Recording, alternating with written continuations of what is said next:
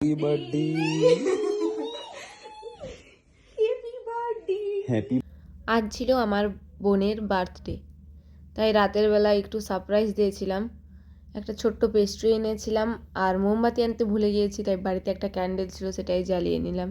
তারপর সকাল সকাল উঠেই চলে এসেছি আলুর পরোটা বানাতে, কারণ আমার বোন অনেক দিন থেকে বলছিল একটু আলুর পরোটা খাবে, তাই ভাবলাম যে আজ ওর বার্থডের দিন এটাই বানিয়ে দিই সকালে। আমি আলুর পরোটা ঠিকঠাক বানাতে পারি না আর জানিও না কেমন বানাই, বাট কোনো একটা ইউটিউবের ভিডিওতে আমি দেখেছিলাম এমনভাবে ত্রিকোণ করে ভাজলে তাহলে আলুগুলো বেরিয়ে যায় না, মানে পরোটাটা ঠিকঠাক হয়। তো আমিও এটা ট্রাই করছিলাম। তো পরোটা ভাজতে ভাজতে এর মাঝে গিয়ে আমি স্নানও করে চলে এসেছি। আর এখন আমি এসে বানিয়ে নিচ্ছি চা, কারণ এই শীতের সকালে শুধু চা ছাড়া আধুরা। যেহেতু স্নান করতে চলে গিয়েছিলাম, এসে দেখছি যে পরোটাটা একটু সগি টাইপের হয়ে গিয়েছে, আর তবুও খেতে খুব টেস্টি হয়েছিল।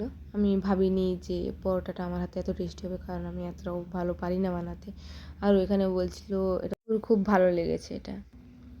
তারপর আমি একটু ওপরে গিয়েছিলাম, জামা কাপড় ধুয়েছি অনেক দেরিতে আজ, কারণ কুয়াশা ছিল তো, তাই জামা কাপড় ধুতে অনেক দেরি হয়েছে। প্রায় 1টার দিকে উপরে গিয়েছি জামা কাপড় মিলতে।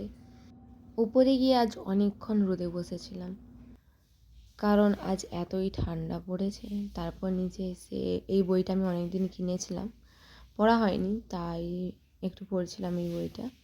তারপর সন্ধেবেলা রেডি সেডি হয়ে একটু বাইরে যাচ্ছি ডিনার করতে, কারণ আমার বোনের বার্থডে আর ভালোভাবে সেলিব্রেটও করা হয়নি, তাই ভাবলাম যে একটু বাইরে থেকে ডিনার করে আসি। আমরা এটাতে অনেকবার এসেছি আর এলে প্রতিবারেই বাইরেই বসি। এখানে আমরা অর্ডার দিয়েছিলাম ব্ল্যাক পেপার চিকেন আর একটা হট অ্যান্ড সোর স্যুপ আর তন্দুরি চিকেন। আর আজকের টেম্পারেচার এখানে 12 ডিগ্রি। এত ঠান্ডা পড়েছে, মনে হচ্ছে হিমালয়ের পাশেই বসে আছি। তো আজকের জন্য আসি, তারা দেখা হচ্ছে পরে।